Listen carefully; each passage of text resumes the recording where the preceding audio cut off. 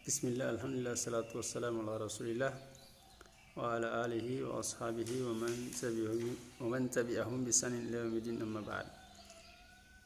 Ya, pertemuan yang ke-13 ya pagi hari ini untuk pelajaran bahasa Arab tingkat dasar dengan menggunakan kitab Durusul Lugha Al-Arabiyyah لغير الناطقين بها karya Syekh Dr. Abdul Rahim rahimahullah ta'ala.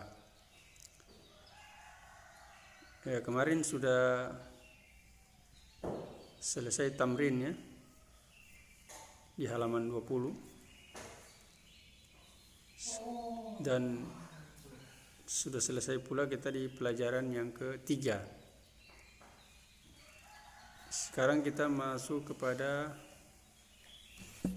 pelajaran yang keempat, halaman 21. Ad-Darsu Ar-Rabi.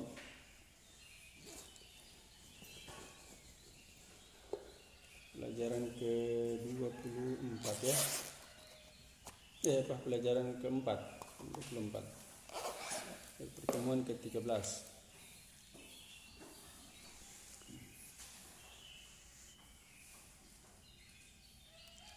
Ya, di sini kita akan belajar tentang huruf jar ya. Tentang huruf jar. Apa itu huruf jar? Kemarin kan di pertemuan awal-awal sudah kita jelaskan bahwasanya huruf itu terbagi menjadi dua. Ada huruf ma'nawiyah dan ada huruf hijaiyah. Kalau huruf hijaiyah itu huruf yang tidak memiliki makna, biasa juga disebut dengan huruf mabani, karena dia huruf dari alif sampai ya, huruf abjadnya Arab ya.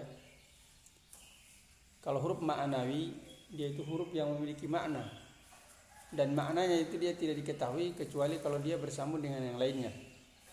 Ya, kalau dia masih berdiri sendiri masih banyak masih belum diketahui dia maknanya apa. Seperti itu ya. Sudah dijelaskan di awal-awal pertemuan pertama atau kedua atau ketiga di sekitar situ. Nah, dan huruf maknawi itu dia bermacam-macam ya. Ada yang disebut dengan huruf jar. Ya, huruf jar itu adalah huruf ya, tidak apa-apa, ada rekaman nanti kita dengar ulang ya. Jadi huruf jar itu adalah huruf yang apabila dia masuk pada kata benda atau kata sifat itu disebut dengan isim ya, maka menjadikan isim menjadikan isim tersebut dia majrur. Apa ini maksud dengan majrur? Majrur itu adalah tanda kasrah dan teman-temannya kasrah.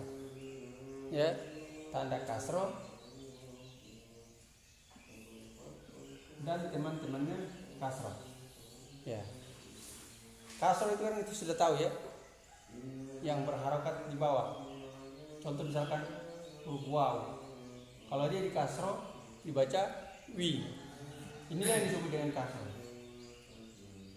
Kasroh itu ada dua macam. Ada kasrotan dan ada kasroh. Kalau kasroh satu kasroh, kalau kasrotan dua kasrohnya. Ya, kasrotan dengan kasrotain ini sama. Kasrotan itu seperti ini. Berarti kalau huruf waw di kasrotan berarti dibaca win, atau di kasrotain dibaca win. Ya. Paham sini ya? Nah,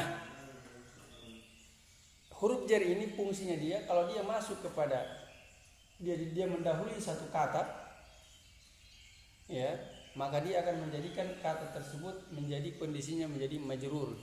Artinya harokat akhirnya dia di kasrah. Itu dulu. Contoh ya. Salah satu contoh huruf jar adalah fi. Ya, ini huruf jar ini. Ya, salah satu huruf jar. Kalau huruf jar ini misalkan dia masuk kepada kata al-baitu, ya, al-baitu, ya, misalkan dia masuk kepada kata al-baitu, dia menjadi fil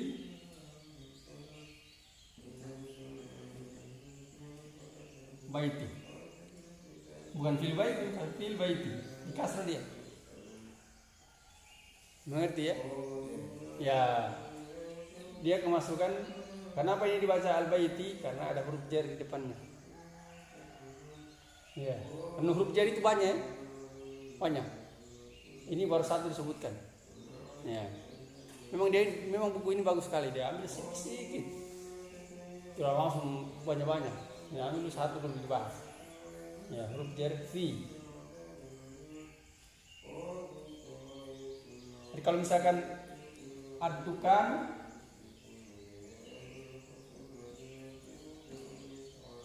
ya, kalau kemasukan fi di sini menjadi apa? Dukan. Ya, fid dukani menjadi fid dukani. Ya, kalau misalkan al-masjidu menjadi fil masjid, nah, fi al-masjidi. Fil masjidi, kalau dibaca lanjut kan langsung dibaca fil, ya. Jadi alifnya dia tidak terbaca lagi. Kalau disambung tuh, kalau diputus-putus fi al baiti. Ya, kalau dibaca lanjut fil baiti. Al masjidu, ya. Al masjidu, ketika dibaca tambahkan fi menjadi, ya, fi menjadi fil masjid, ya, gitu. Kalau diputus fil al masjid. Apa disambung langsung? Ya, disambung langsung ya. Jadi ini tidak terbaca lagi, langsung fil masjid. Nah, ini pelajaran kita hari ini. Yaitu huruf kata dia, kalau dia daul dia huruf jar, maka dia di kasroh. Dan huruf jar itu banyak yang kita pelajari. Fi, ya. Nah, di sini ada dua, ya, yaitu fi dan ala, huruf jar. Fi itu artinya di dalam. Kalau kita katakan fil baiti, maksudnya di dalam rumah, dalam rumah. Ya, fid dukani berarti di dalam toko. Fil masjid berarti di dalam masjid. Ya. Fi artinya di dalam. Ya, di dalam atau di dalam bisa diterjemahkan tergantung dari redaksi kalimatnya. Pada tempat. Ya, bisa diterjemahkan di. Tapi utamanya di. Iya. Dia penunjuk. Bukan. Di menunjukkan tempat. Iya, maksud penunjuk tempat baru. Iya. Jadi dia kalau bukan juga bilang penunjuk. Kalau penunjuk itu isyarah namanya dalam bahasa Arab tuh. Kan kalau kata penunjuk itu hada. Sudah kita pelajari kemarin itu ada hadhihi, ya, seperti itu. Ini namanya huruf jar dia. Fi artinya di atau di dalam, ya. Jadi artinya fi itu kita bisa kita tulis di atau di dalam.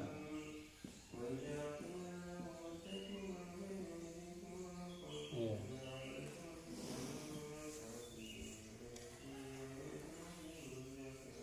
Nah, demikian juga ala. Nah, lihat itu di dalam buku, ya.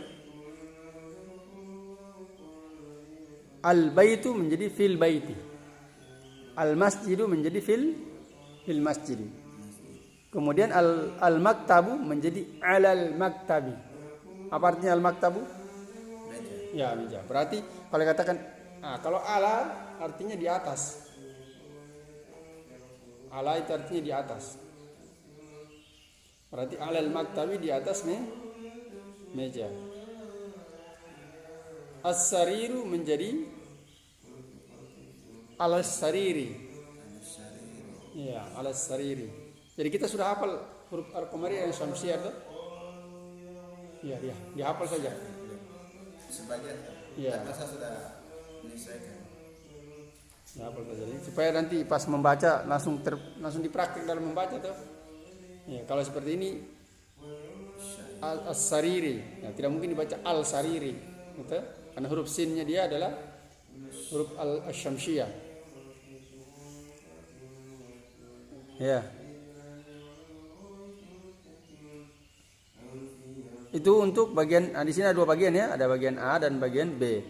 Bagian A dan bagian hamzah dan bagian ba. Nah, sudah aman ya. Aman itu yang pertama ya. Nah, kita masuk ke bagian ba. Nah, di bagian ba di sini ada pertanyaan jawab ya. Di sebelah kanannya pertanyaan dan di sebelah kirinya jawaban. Ya. Dengan menggunakan kata fi dan ala. Dengan penggunaan kata fi dan ala. Aina Muhammadun. Ya, aina sudah tahu artinya?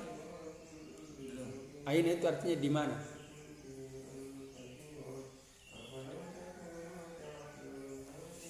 Aina artinya di mana? Berarti kalau dikatakan aina Muhammadun, di mana Muhammad? Di mana Muhammad? Iya, kita tanya. Kalau kita praktek juga di rumah tuh, aina Taufik? Bisa. Iya. Aina Wahyu? Bisa. Nah, di sini jawabannya huwa. Dia menggunakan kata huwa. Huwa itu artinya dia seorang laki-laki. Ya, huwa. Nah, huwa itu dalam bahasa Arab disebut dengan domir. Domir itu artinya kata ganti. Nah, nanti kita akan belajar tentang domir soal pertemuan akan datang. Ya, ingat ya, kalau kita ingatkan. Domir dalam bahasa Arab disebut dia domir. Huwa. Domir itu artinya kata ganti. Nah, domir dalam bahasa Arab itu ada 14. Nanti akan dijelaskan soal. Ada 14. Huwa artinya dia seorang laki-laki. Berarti kalau kita terjemahkan sini, al-ghurfa apa artinya al-ghurfa? Al-ghurfa itu belum kosakata baru ya. Al-ghurfa itu artinya ruangan. Ruangan atau kamar bisa juga. Bisa ruangan, bisa kamar.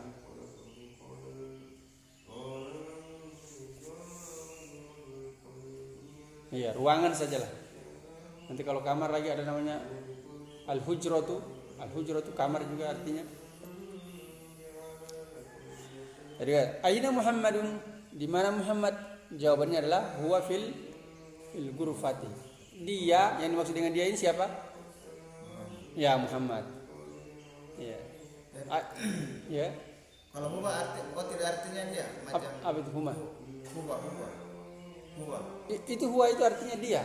Oh, dia. Tapi yang dimaksud dengan dia itu seorang laki-laki. Ya.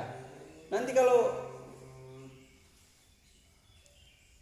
dia tapi yang perempuan yang dimaksud bukan huwa lagi. Kalau perempuan. Ya, lain dia. Pakai hiya dia. Ya. Ya, ini khusus laki-laki. Kalau dia perempuan, kalau yang dimaksud kalau bilang dia tapi yang dimaksud perempuan, maka dia pakai hiya. Hiya. Ya. Dia perempuan. Ya, itu kalau dia perempuan dia pakai hiya. Iya. Waalaikumsalam warahmatullahi wabarakatuh. Ya. Sudah paham ya? Yang berikutnya nomor berikutnya di bawahnya. Wa aina. Wa kan artinya dan. Wa aina Yasir? Wa aina Yasirun? Dan di mana Yasir? Nah, tadi dia tanya Muhammad, sekarang Yasir. Nah, jawabannya di sebelah kiri. Huwa fil hammam. Huwa fil hammami. Ya, dibaca al-hammami. Kenapa? Karena ada fi ya. Huwa fil hammami. Huwa sudah tahu artinya. Al-hammam artinya kamar mandi.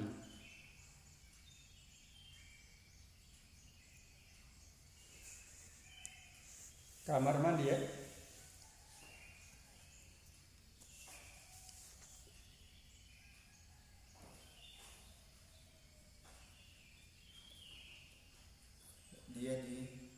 Ya, berarti kalau aina Yasir, di mana Yasir? Dia di kamar mandi. Dia dalam kamar mandi atau di kamar mandi.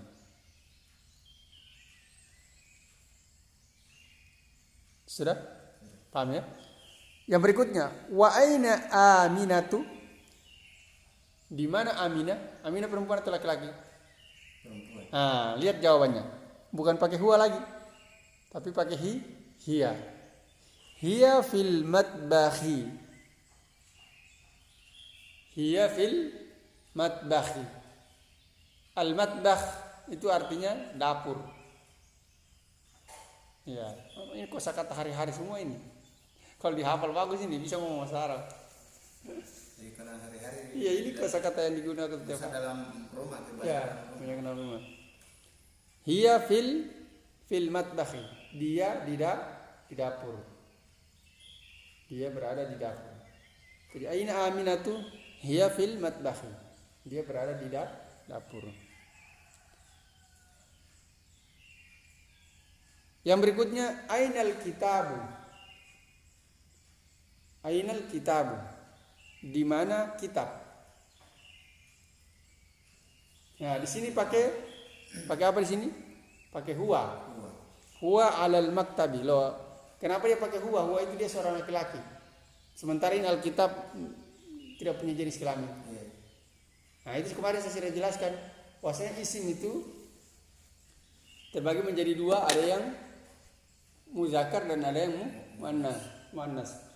Ya, yang muzakkar pun terbagi menjadi dua. Ada yang hakiki dan ada yang majazi.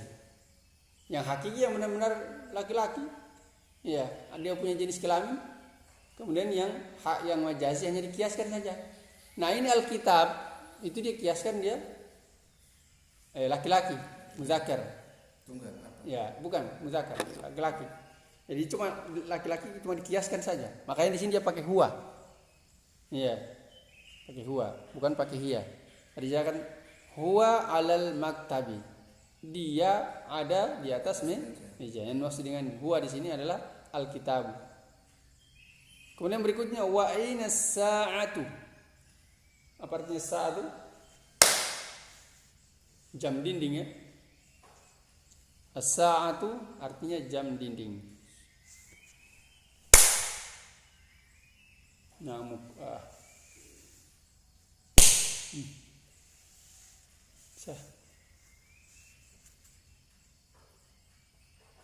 Sudah? Wa aina sa'atu, di mana jam dinding? Dia jawab di sebelah kanan, sebelah kiri. Hiya. Nah, ini pakai hiya dia. Kenapa pakai hiya?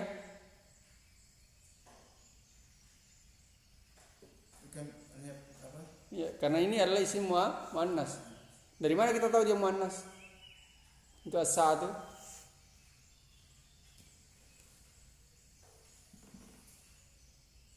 Ini jadi gini muannas. Huruf terakhirnya adalah ta marbutoh. Kemarin sudah tuh. Tanda-tanda isim muannas tuh sampai 8. Ya, lupa lagi tidak merojani. Jadi dia katakan dia muannas karena ada ta marbutoh terakhirnya.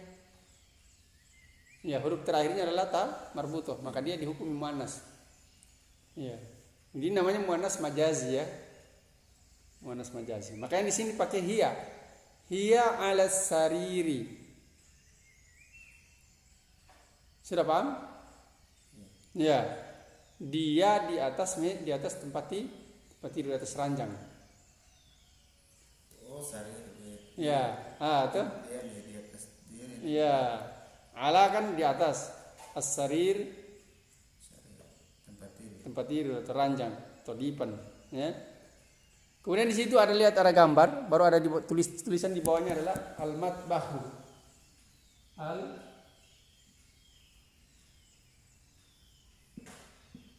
Al-matbahu. Ya, ada gambar di atas ini kan? Iya. Itu gambar dapur itu. Maksudnya itu dia tulis di bawah al-matbahu, memberikan nama kepada gambarnya itu. Apa artinya? Dapur. Dapur. Ya, al-matbah itu artinya dapur. Oh, iya. Ya, artinya itu gambar dapur itu, lihat itu ada tempat cuci piringnya itu.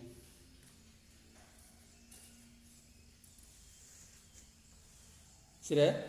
Ya mungkin sampai situ dulu. Nanti kalau panjang-panjang repot lagi. Ya, insyaallah pertemuan akan datang tamrin atau kita belajar domir atau bagaimana. Ya, kita tutup dengan doa kafaratul majlis. Subhanakallah bihamdik, asyhadu an la ilaha illa anta, astaghfiruka wa atubu ilaik. Alhamdulillah.